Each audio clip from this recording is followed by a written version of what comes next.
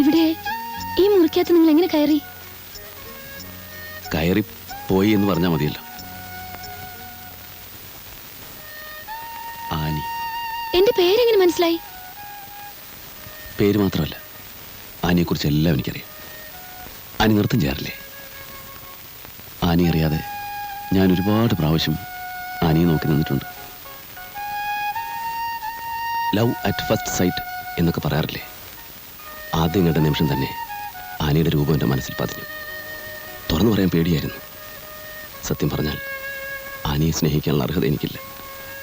Annie ആകാശത്ത് തിളങ്ങി നിൽക്കുന്നൊരു വെള്ളി നക്ഷത്രമാണ്. ഞാനൊരു പുൽക്കുടി. തെറ്റാണ് ഞാൻ ചെയ്തത്. മനോഹരിയായ ഒരു പെൺകുട്ടിയുടെ മുറിയിൽ അവൾ അറിയാതെ കയറി ചെല്ലുക പൊറുക്കാനാവാത്ത തെറ്റാണ്. ആനി എന്നെ ശിക്ഷിച്ചോളൂ. ബഹളം വെച്ച് വീട്ടുകാരെ ഉണർത്തി എന്നെ പിടിച്ച് പോലീസിൽ ഏൽപ്പിച്ചോളൂ.